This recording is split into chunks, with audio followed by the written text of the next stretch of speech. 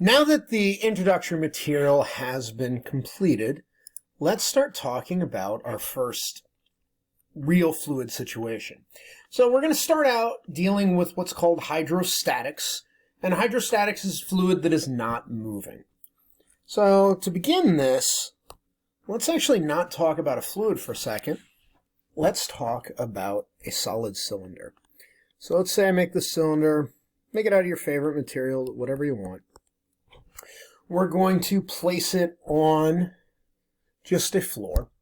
And the question is, what's the normal stress at the bottom under its own weight? So as we look at our cylinder, well, I know I have some mass gravity pushing down on it. I'll have a normal force pushing up. And then I will be able to say that, well, the normal stress on that is going to be what? It's going to be the load over the area it's pushing down on. So let's define a couple of things here. Let's just say we'll give this, the top, an area, and then we'll give the cylinder a height. And so we can go and calculate this out. So what's that load? That load pushing down is going to be its mass times its gravity. So what is its mass? We've talked about this before. Mass is the same thing as density times volume. So density, so the volume of a cylinder is going to be that area times the height. That will give me the mass times the gravity. And so if I look at that, rho A hg divided by its area is A. And if we really want to be technical, it's operating in a negative direction, because if this is my positive axis here, that force is pushing down, so that's negative. The areas will cancel out. I'm going to get negative rho gh.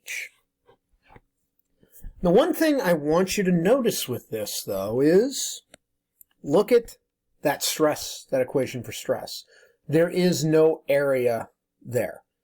Since the stress is a force density, area doesn't matter. Things work exactly the same way in fluids. In fact, you could do the exact same calculation and just change one force density stress, change it to another one pressure, and you're going to end up getting the exact same thing. And this is what's important with fluids to really recognize, is the hydrostatic pressure has nothing to do with the area. So you could be at the bottom of a swimming pool and the same depth at the bottom of the ocean. You're going to have the same exact hydrostatic pressure on you, because the area does not matter. It's only the depth in the fluid.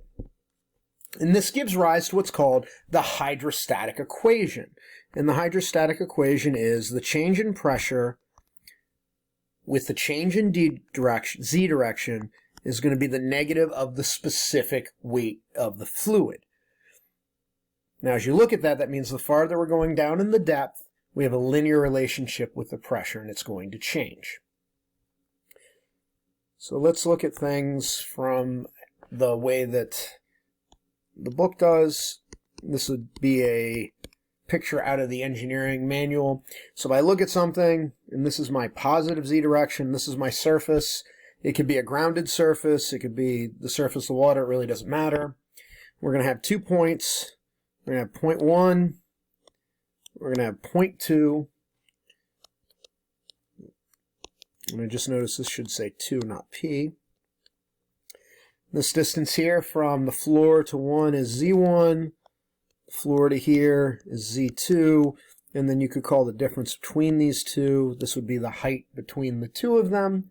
And so to write out the hydrostatic equation, dP dz is equal to negative gamma, we can write this in a different way to where it's not in the integral form, and we can say the pressure at 2 minus the pressure at 1 is equal to negative gamma Z2 minus Z1. Now, a couple things to remember, especially because we're going to be dealing with depth in fluids, is there's a difference between gauge and absolute pressure we've talked about before that may or may not matter, and in the examples you'll see that gauge pressure sometimes matters, sometimes does not. And you also have to remember that we're dealing with kind of, not really vectors, but the signs matter. So if this is my surface of my fluid and I go up in the positive z direction, my pressure will be going down. As I go in the negative z direction, my pressure will be going up. And you'll see that in the example problems. It's just we've got to keep those signs consistent as we're doing problems.